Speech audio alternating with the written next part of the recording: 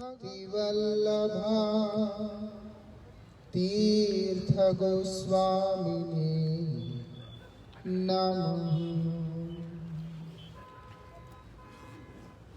भुज सव्यवेणुं शिरसि शिखिपिञ्छां कटितटे दुकुलं नेत्रान्ति सहचरकटाक्षां च विततते सदा श्रीमद्वृन्दावनवसति लीला परिचय जगन्नाथ स्वामी नयन पथगामी भवतु मे।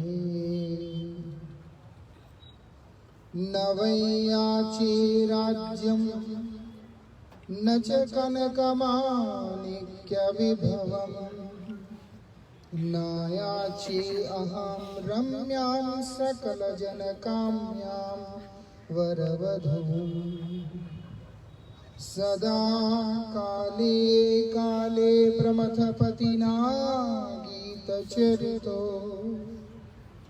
जगन्नाथ स्वामी नयन पथगामी भवतु मे।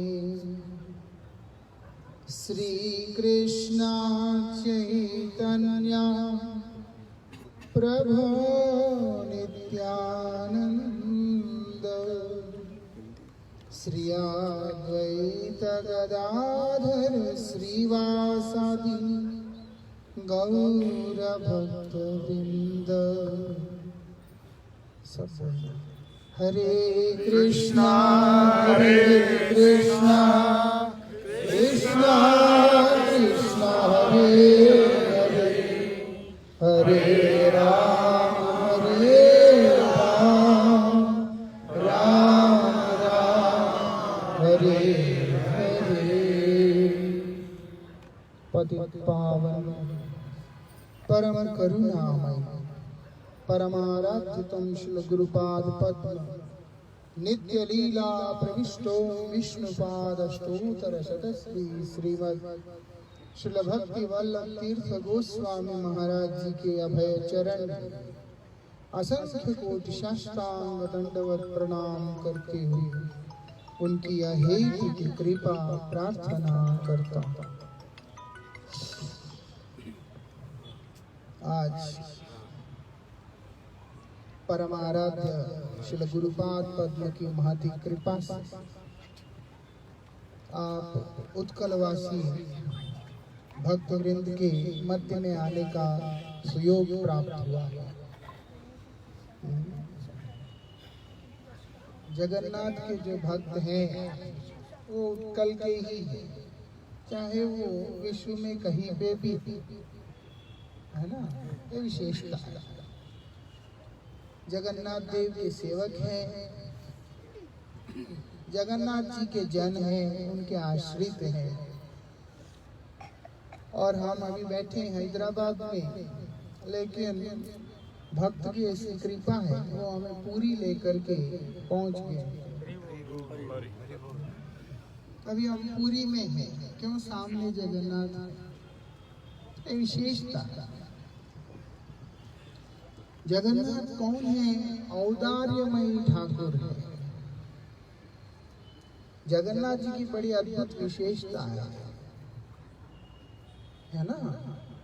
जगन्नाथ तो कोई अवतार नहीं है।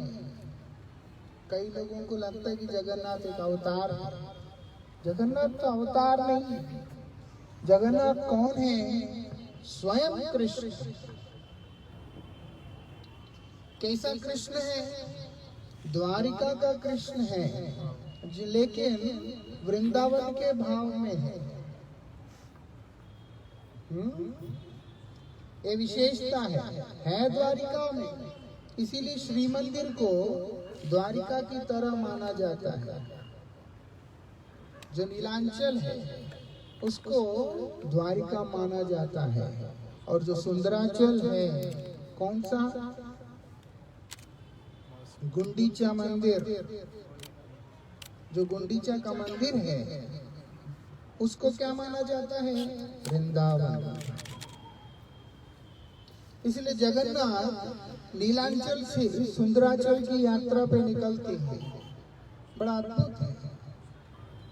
वो बैठे द्वारिकापुरी में, लेकिन भाव उनका है वृंदावन का।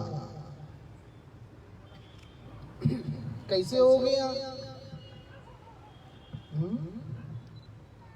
भगवान स्वयं बतलाते हैं, मद्भक्त यत्र गायन्ति तत्र तिष्ठामि नारद। हे नारद, मेरे भक्त जहाँ पर मेरे महिमा का निरंतर गान करते रहते हैं, कीर्तन करते रहते हैं, वहीं पर बैठा रहता हूँ और कहीं नहीं जाता। मुझे कहीं जाना ही नहीं। सिर्फ मेरे भक्त मेरे महिमा, मतलब मेरे नाम, मेरे रूप, मेरे गुण और मेरे लीलाओं का कीर्तन करते हैं। मैं वहीं पर जाके बैठ जाता हूँ और कहीं जाता हूँ। अच्छा जी, अब होता क्या है? श्री कृष्ण सब समय व्रजवासियों के विरह में व्याकुल होकर क्रंदन करते रहते हैं। एक तरफ का कृष्ण सबने देखा, बिल्कुल राजा है, द्वारिकाधीश है, मालिक है, प्रभु, सबने देखा। लेकिन दूसरे तरफ का जो कृष्ण है, जो कि एकांत में जो कृष्ण है, वो सबने नहीं देखा। वो केवल उनके जो अंतरंग परिकर हैं, उन्होंने ही देखा है। और वो क्या देखते हैं? कृष्ण रो रहे हैं, इतने बड़े होकर और राजा होकर कृष्ण के आंखों में पानी आता है। किस लिए रोते हैं? वो बोलते सब समय व्रज के भक्तों को स्मरण करते हुए रोते। क्यों रो रहे भैया? वो बोलते हैं ये यथा माम प्रपद्यन्ते तांस्तथैव भजाम्यहम्। भक्त जब भगवान के लिए रो रहे होते हैं, भगवान भी भक्त के लिए रो रहे होते हैं। कहाँ मिलेगा ऐसे दयालु ठाकुर? कहीं मिलेगा? कहीं नहीं मिलेगा।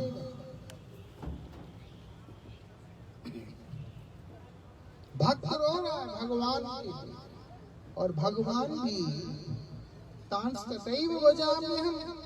तुम मेरे प्रति इतना ज्यादा विरहातुर होकर मेरे लिए व्याकुल होकर क्रंदन करते हो, तो मैं तुम्हें तिरस्कार किस प्रकार से कर सकता हूँ? तुम्हारे प्रेम की अभिव्यक्ति में मुझे भी ऐसे ही करना होगा। इसलिए भगवान भक्त के लिए क्रंदन कर रहे होते हैं। व्रजवासी कृष्ण के विरह में व्याकुल होकर वो लोग कृष्ण के पास आ नहीं रहे हैं। क्यों? कि कृष्ण ने कहा था मैं आ जाऊंगा वापस, इंतजार कर रहे हैं। और वो इंतजार इस प्रकार से कर रहे हैं जहां पर श्री भक्त विनोद ठाकुर जी महाराज कहते हैं निमेष भइल मोर शत युग। श्री चैतन्य महाप्रभु उस विरह को व्याख्या करते हुए अपने उपदेश के अंतर्गत बोलते हैं युगायतम निमेषेण चक्षुषा प्रावृष्य। है ना? एक निमेष काल का विरह भी युग के समान प्रतीत हो रहा है, और आंखों से अश्रुओं की धार जो है बहता चला जा रहा है, रुक नहीं रहा। कहीं रुक जाए तो आदमी ठहर करके सोचे, वो मौका मिल ही नहीं रहा। शून्यायतम जगत सर्व, ये पूरा जगत जितना भी है शून्य की तरह प्रतीत हो रहा है। ये विशेषता श्री रघुनाथ दास गोस्वामी जी महाराज जिस समय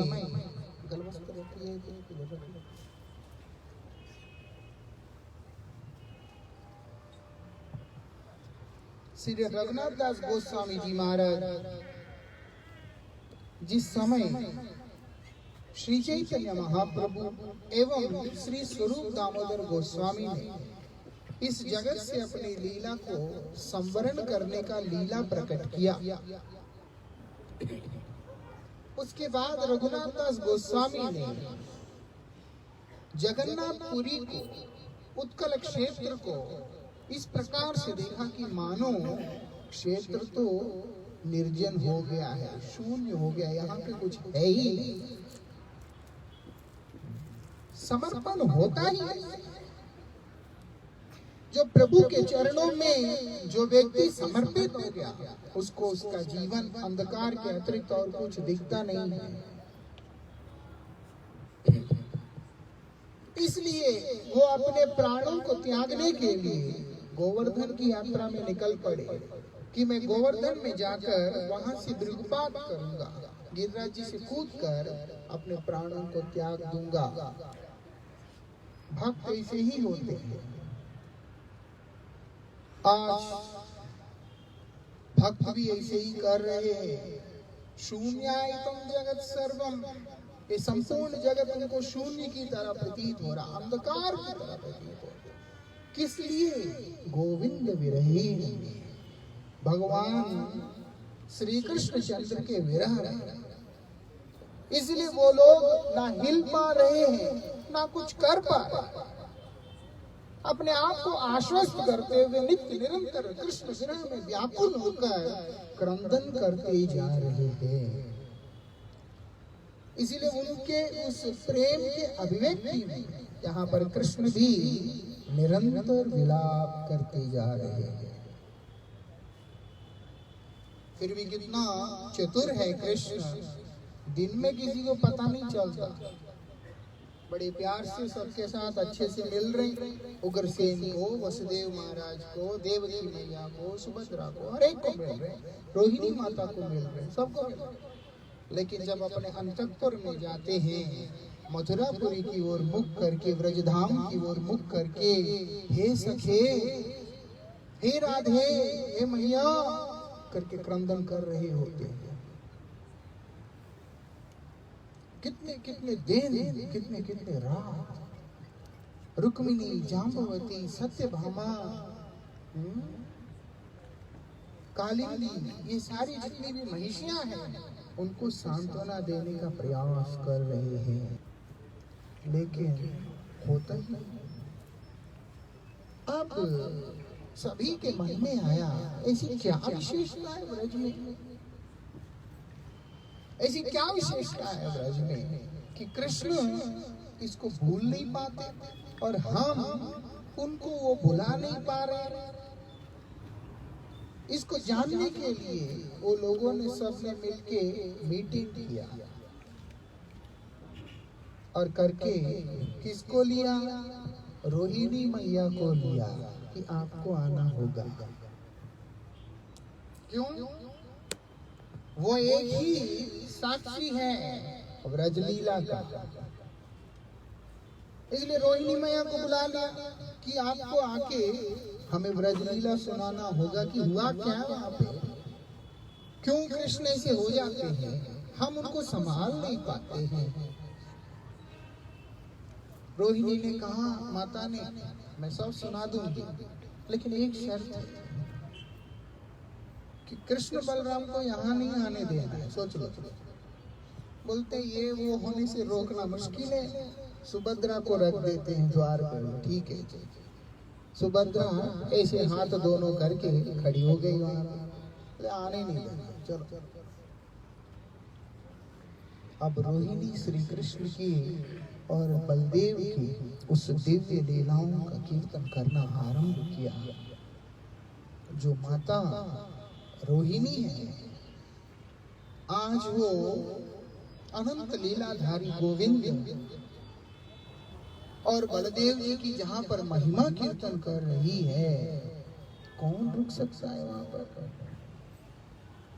उनके मुखारविंद से उस लीलाओं को सुनते सुनते सारी महिषियां समाधिस्थ होने लगी।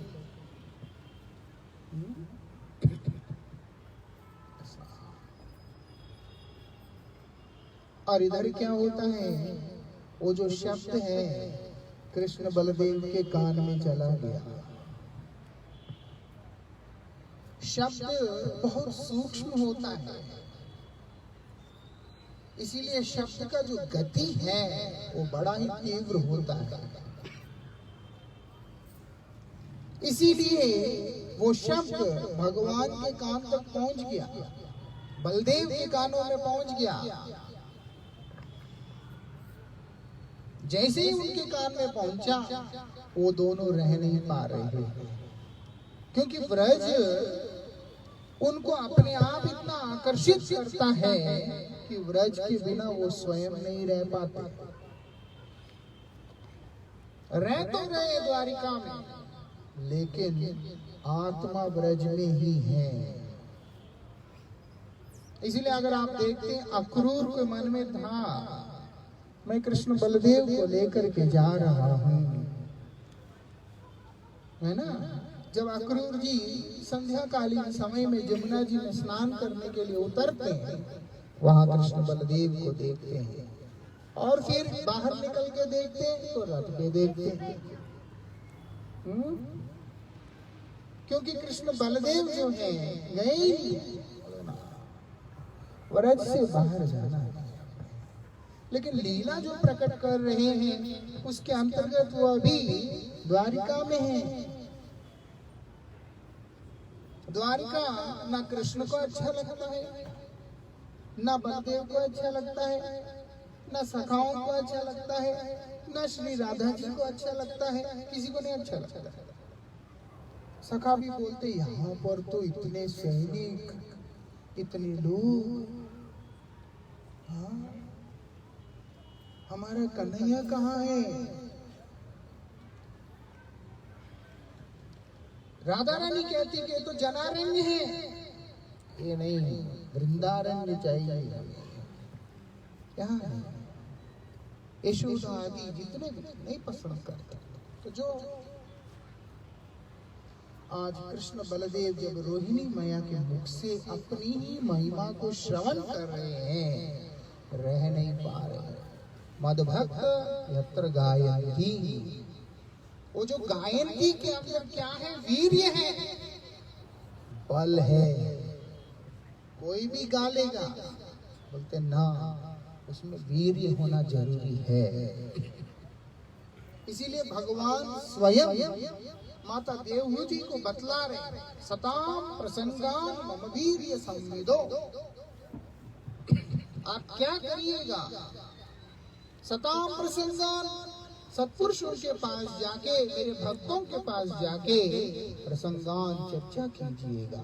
क्या चर्चा करो? मम वीर्य संविदो, मम संविदो नहीं, मेरे बारे में नहीं, मेरा वीर्यवती संवाद को आप चर्चा करें। एक वस्तु के अंदर अगर बीज नहीं है, वो कभी भी अंकुरित नहीं हो सकता। होता है। वृंदावन विहारी लाल की। जब उसमें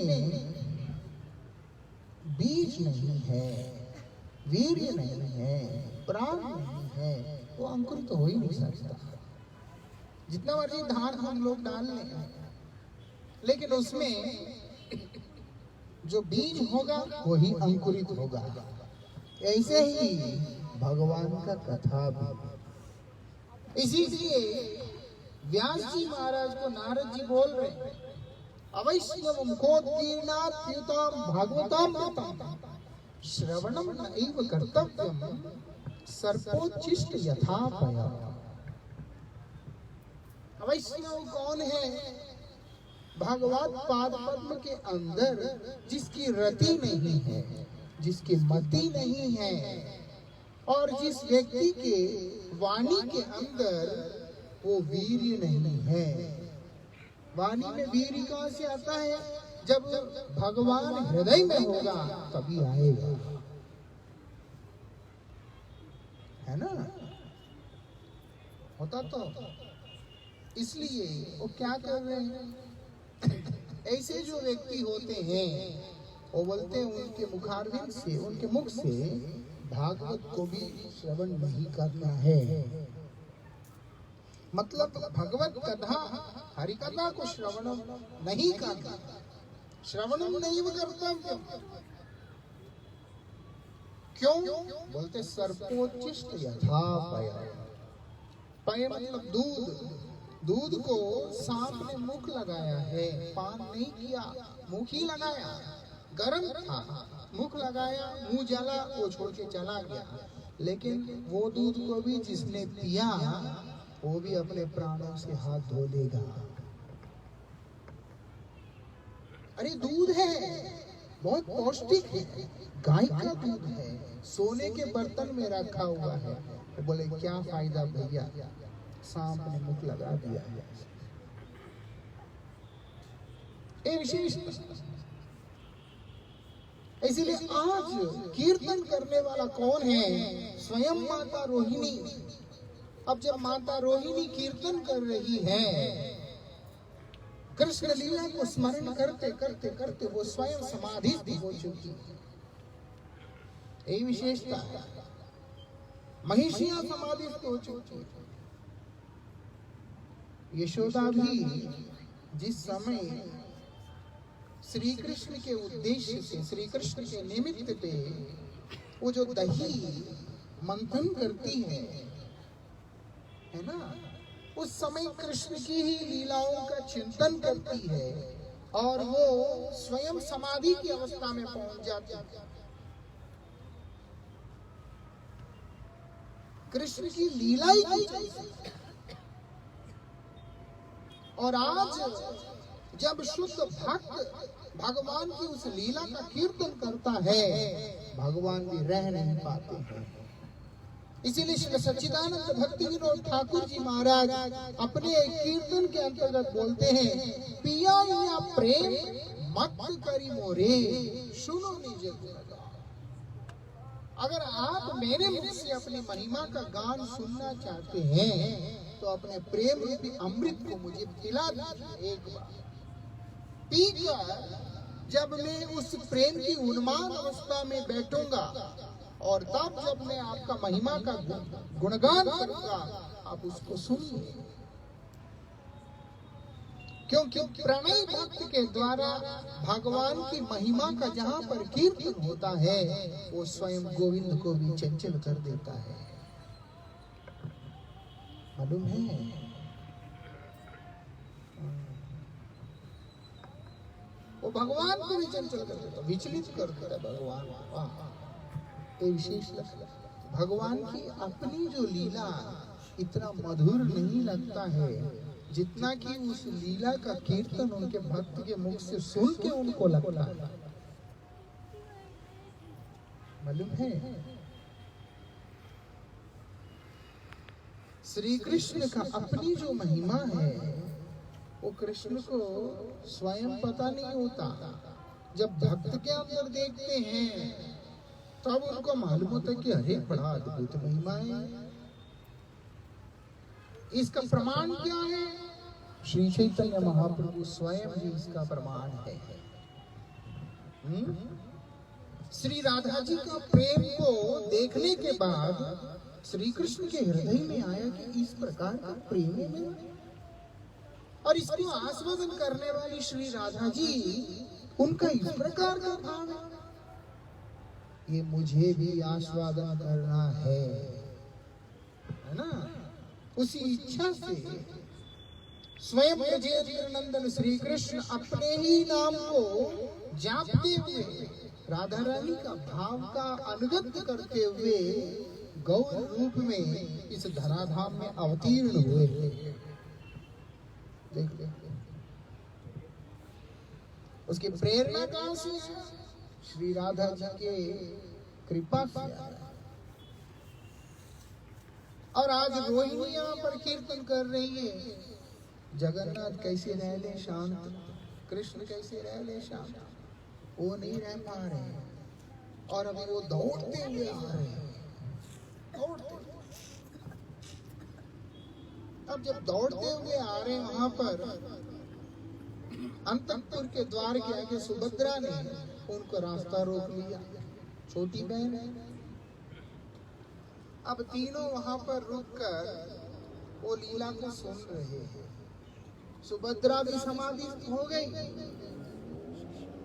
रोहिणी मैया भी समाधिस्थ हो गई, सारी महिषियां भी समाधिस्थ हो गई। अब कृष्ण बलदेव की उस कीर्तन को सुनते हुए वो भी समाधिस्थ हो गए और उस प्रेम का विकार के अंदर विभोर अवस्था में श्री कृष्ण के जो दिव्य नेत्र है वो इतना बड़ा बड़ा हो गया। बलदेव जी का नेत्र इस प्रकार से हो गया, सुभद्रा जी का स्वरूप वैसा हो गया, श्रीअंग पूरा अंदर चला गया और ये रूप में प्रकट हो गए, जगन्नाथ जी का रूप में प्रकट हो गए। ये तो प्रेम की एक घनीभूत अवस्था का अभिव्यक्ति ही जगन्नाथ बलदेव सुभद्रा है। सब ऐसे हो गए। नारद गोस्वामी ने दर्शन कर लिया था इसको, है ना। नारद जी को हर जगह जाने का वो है। नारद जी ने दर्शन कर ली, नारायण ये क्या रूप है। तब भगवान ने नारद जी को कहा कि मैं उत्कल में पुरुषोत्तम धाम के अंदर इस स्वरूप में प्रकट होऊंगा। बाद में इंद्रदुम्न महाराज पधारे और वो नीलमाधव की घटना सब जानते ही है ना। मेरा ये कहने का अभिप्राय है कि जगन्नाथ जो है क्या चाहते हैं, प्रेम चाहते हैं। जगन्नाथ क्या प्रदान करते हैं, प्रेम प्रदान करते हैं। इसलिए जगन्नाथ के पास जाने के बाद क्या याचना करना पड़ता है, बोलते नवई आचे राज्यम न च कनकमाणिक्य विभवम नायाचे हम रम्याम सकल जन काम्याम बरबदुम। कुछ नहीं चाहिए मुझे, सदा काले काले प्रमतपति ना गीत चरितो, मुझे सिर्फ यही चाहिए। जगन्नाथ स्वामी, हे जगन्नाथ नयन पथगामी भवतु, मेरे आंखों के मार्ग से आप मेरे हृदय में प्रवेश कीजिए। आपका ही मैं दिव्य नाम स्मरण करता रहूं, आपका मैं दिव्य नाम नित्य निरंतर कीर्तन करता रहूं, सिर्फ यही मेरा अभिलाषा है। आज भी अगर आप देखते हैं, जब जगन्नाथ जी नीलांचल से सुंदराचल में पधारते हैं, वृंदावन में पधारते हैं, वहां पर उनका सेवा का ढंग अलग होता है। कभी गए गुंडीचा मंदिर में जब रथ यात्रा के बाद, वहां का सेवा अलग होता है। जैसे श्री मंदिर में सेवा होता है राजसी सेवा, वो वहां नहीं होता। जब जगन्नाथ जी का पहुंडी विजय होता है उसी समय उनका मुकुट वगैरह सब तोड़ देते हैं। बोलते वृंदावन में ये सब नहीं चलेगा। वृंदावन में क्या होगा, वैजयंती माला धारण होगा, लता पताओं के साथ में सुसज्जित होकर मयूर पुंछ धारण करते हुए ब्रज का ग्वाला बन करके ही रहना होगा। इसीलिए गुंडीचा मंदिर में जगन्नाथ जो है ब्रजवासी की तरह रहते हैं। ये विशेषता है। और वहां जाने से पहले भी भूमिका भी ऐसे ही बनता है। वो जो दैत्यपति जो आते हैं सबर जाति के, वो लोग कौन है, वो ब्रजवासी स्वरूप में आकर जगन्नाथ को मनाते हैं कि चलो अभी। उसकी एक बड़ी सुंदर लीलाएं हैं। जैसे कुरुक्षेत्र में आने के बाद किस प्रकार से ब्रजवासी कृष्ण को मनाते हैं। लेकिन हमें समझना ये है कि प्रेम के कारण रथ यात्रा किस लिए होता है, भक्तों के प्रेम के कारण, विशेष करके ब्रजवासियों के कृष्ण प्रेम के कारण स्वयं जगन्नाथ द्वारिका से वृंदावन की ओर गमन करते हैं। विशेषता है। वो स्वयं किसी ऐश्वर्य के अधीन ना रहते हुए प्रेम के अधीन में रहकर भक्तों के साथ वृंदावन चले जाते हैं। ये विशेषता है उनका। इसलिए उनको क्या याचना करना है? हमेशा के लिए, हर समय के अंदर मैं आपका दिव्य नाम रूप गुण लीला का ही नित्य निरंतर कीर्तन करता रहूं और कुछ नहीं चाहिए मुझे। हे नाथ, हे जगन्नाथ, जिस भाव में है उसका विरुद्ध अगर हम कुछ याचना करते हैं वो उनको भी नहीं अच्छा लगता है। आदमी बड़ा मस्ती में है, आप उसको शोक संवाद सुना दो, अच्छा लगता है। और बड़ा दुखी है, रो रहा है, परेशान है, उसको ना आप बोलो चुटकुला सुना क्या, अच्छा लगता है। अरे वो रो रहा है, परेशान है किसी बात को लेकर, और तुम्हारे पास समाधान तो है नहीं, क्या करना है? चलो मैं हंसाने का कोशिश करता हूँ, तो उसको उल्टा गुस्सा आएगा। जगन्नाथ श्री मंदिर में बैठकर वृंदावन की ओर मुख करके वृंदावन की चिंता में, वृंदावन के भाव में विभोर बैठे हैं। वहां क्या याचना करना है? प्रमथ पदिना गीत चरितो, आपके दिव्य चरित्र का मैं गान करने का सुयोग प्राप्त करना चाहता हूँ और कुछ भी नहीं चाहता हूँ प्रभु। तब जगन्नाथ वशीभूत होकर के आते हैं। तब जगन्नाथ वशीभूत होकर के आते हैं, विशेषता उनका। और क्योंकि जगन्नाथ हैं, परम दयालु हैं, अत्यंत शीघ्रता पूर्वक कृपा करने वाले ठाकुर हैं, क्योंकि ये प्रेम का मूर्ति है। जब कृष्ण द्वारिका में रहते तो श्री कृष्ण जो है विधि की ओर ध्यान देते हैं, प्रोटोकॉल फॉलो करते हैं। जब श्री कृष्ण द्वारिका में रहते हैं प्रोटोकॉल फॉलो करते हैं। इसीलिए जब ब्रज के सखा कृष्ण के पास आना चाहते थे, द्वारिका के जो सैनिक थे उन्होंने बोला दूर जाओ, है ना? वो दुखी हो गए। क्यों? क्योंकि उनके पास अंदर जाने का इन्विटेशन ही नहीं था। किसी को भी अंदर नहीं जाने दे। लेकिन वही कृष्ण ब्रज में रहते हैं तो सखा कृष्ण के कंधे पे भी चढ़ जाते हैं। ये विशेषता है। और गालियां भी देते हैं उल्टा। आप देखो पूरा साल जगन्नाथ जी को कोई भी ऐसी बातें नहीं कर सकता, लेकिन जब पहुंडी विजय होता है, श्री मंदिर से नीचे आते हैं तो पंडाल लोग डंडा लेकर के जगन्नाथ को भी मारते हैं ऐसे ऐसे, और क्या क्या बोलते रहते हैं, है ना? कई सारे शब्द प्रयोग करते रहते हैं। अपने आंख देखो उल्लू की तरह, अपने वो देखो, अपना ये देखो, ऐसे ऐसे करके बोलते रहते हैं। और जगन्नाथ उसको सुनते हुए, आनंद में डूबे हुए, हिलोरे खाते हुए रथ के ऊपर आरूढ़ होकर के वृंदावन गमन के लिए निकल पड़ते हैं। वो गुस्सा नहीं होते, वहां खुश होते हैं।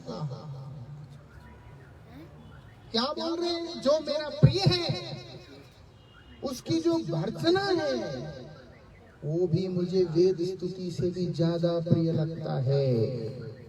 वेद मंत्रों के द्वारा स्तुति करने से शायद वो उतना प्रसन्न नहीं होते हैं जितना कि उनके प्रियजन के द्वारा उनका जो ताड़न है वो उनको बड़ा अच्छा लगता है। यशोदा डंडा लेके कृष्ण के पास जाके बोलती कि चल। ब्रह्मादि देवता सोचते हैं कि ये क्या रहा है, ये तो हमारी समझ से परे है, क्या रहा है। भगवान से पूछते कि प्रभु ये क्या लीला है? कृष्ण कहते हैं कि ये आपके समझ से परे की लीला है, दूर जाइए। माँ को अपना काम करने दीजिए, हमें अपना काम करने दीजिए। क्या आपका काम है? रुदंतम मुहुर्नेत्रम युगमम मृजंतम, रोने का काम है, क्योंकि इस समय माँ ने डंडा दिखाया है। अब पुत्र के रूप में लीला करने वाला गोविंद का काम क्या है? छोटा सा है। जब माँ ने छड़ी दिखाया है, उसको डरना उसका काम है। वो डर रहा है, आंखों को मल लिया पूरा।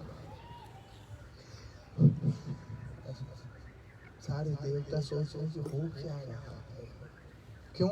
स्थितग्रीव दामोदरम भक्ति पदम, भगवान श्री दामोदर जो है भक्ति के द्वारा वशीभूत होते हैं।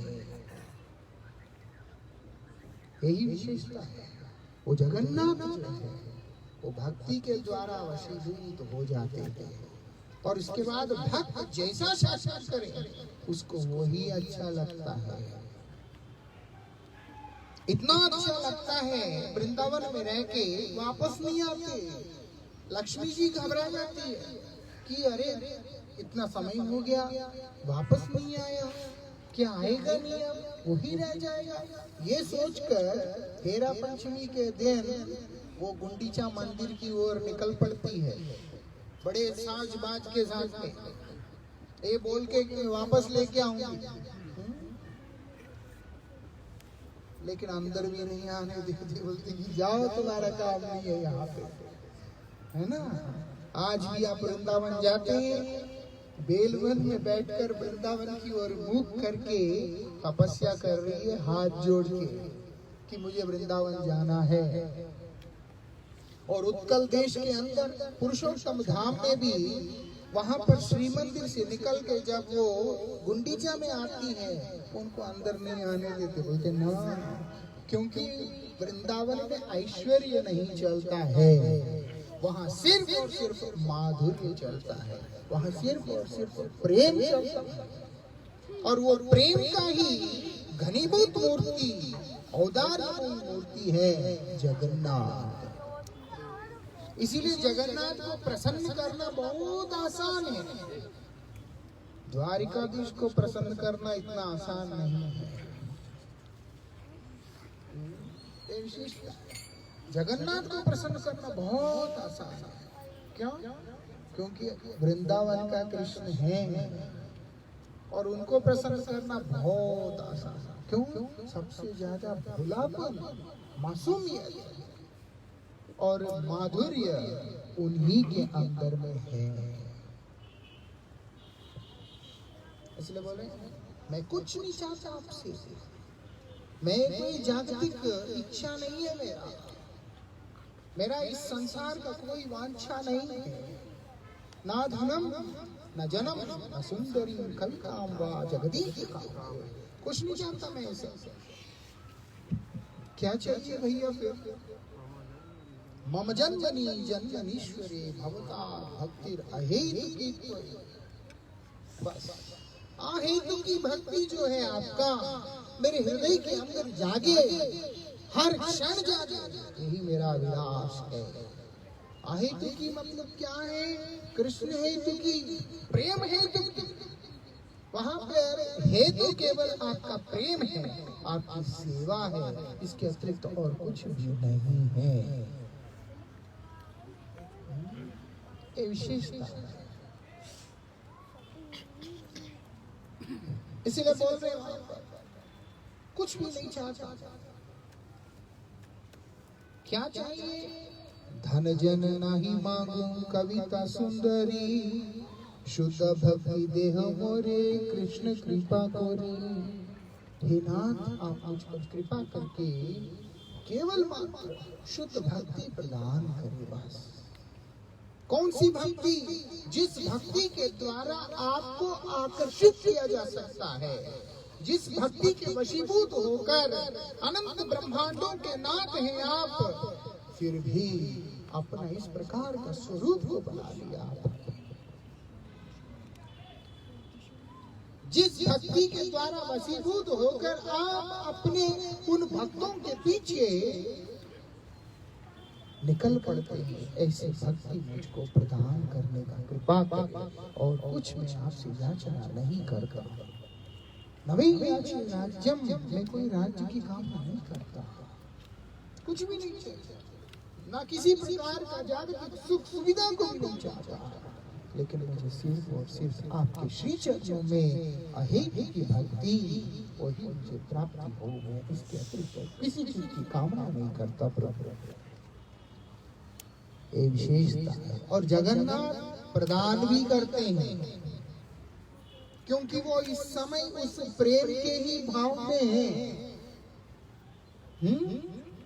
इस समय वो उस प्रेम के ही भाव में है, इसीलिए जगन्नाथ क्या करते हैं, कृपा करके प्रदान कर देते। अच्छा ये चाहिए ले लो, ये चाहिए ले लो, मना नहीं। ऐसे जगन्नाथ है, भक्त के लिए कुछ भी करने को तैयार हो जाते हैं। एक मालिन गीत गोविंद का गान करती थी, उसको सुनने के लिए उसके पीछे पीछे वहां तक चले गए, है ना।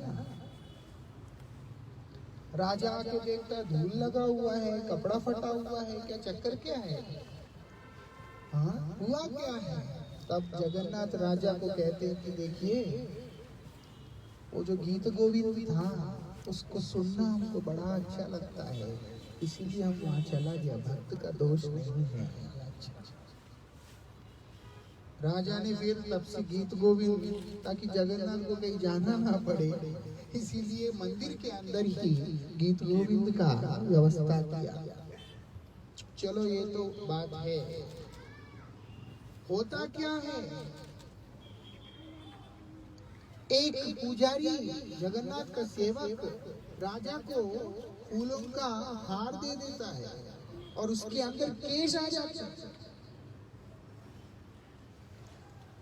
केश आ जाता है। जैसे ही राजा ने देखा इसके अंदर केश, ये कहां से, मतलब तुम लोग सेवा ठीक से नहीं करते। पुजारी कहता है कि तो जगन्नाथ का ही केश है। बोले जगन्नाथ का केश कहाँ है, 36 प्रकार के सेवक है जगन्नाथ जी के, कपड़ों के लिए है, मटकों के लिए है, खेत के लिए है, पूजा के लिए, श्रृंगार के लिए, भोग के लिए है, हाँ हर चीज को लेकर के। आज वो कहते हैं कि नाई तो है नहीं, नाई तो है नहीं। मतलब आप देख सकते हैं कि कितना भक्त वत्सल है, कितना उदारिता है उनमें, कि भक्त के लिए क्या क्या करते हैं। और जो प्रेम मांगेगा उसको क्या प्रेम का भिक्षा प्रदान नहीं करेंगे। विशेषता वो कह दिया कि जगन्नाथ जी का केश है, बोलते तुम मुझे झूठ बोलता है, उतने तारीख को मैं आऊंगा, अगर केश नहीं है जगन्नाथ जी का तो देख लेना। अब वो डर गया, या तो मृत्युदंड हो सकता है या फिर सेवानिवृत्ति हो सकता है, दोनों ही बड़ा दुख का विषय है। वो जगन्नाथ से प्रार्थना करता है, और जो दिन राजा ने आना है आके देख के आश्चर्यचकित होता है कि जगन्नाथ जी के सिर पे केश है। उसको लगा कि पुजारी ने नकली केश लगा दिया ऊपर से, इसलिए राजा ने जाके उस केश को पकड़ के जैसे खींचा, वहां से रक्त बहने लगा था, रक्त बहने लगा। साथ साथ राजा ने क्षमा याचना किया, और उसके बाद तब से जगन्नाथ जी के लिए नाई भी रखा। जगन्नाथ जी के सेवकों के अंदर नाई भी। अब वो क्या मुंडन करता है, क्या दाढ़ी करता है, वो नाई जाने जगन्नाथ जाने, लेकिन सेवक है। सिर्फ धोबी नहीं है, क्योंकि एक कपड़ा 2 बार नहीं पहनते जगन्नाथ, बाकी सारे सेवक हैं। भक्त के लिए ऐसे वात्सल्यता उनके अंदर है ना।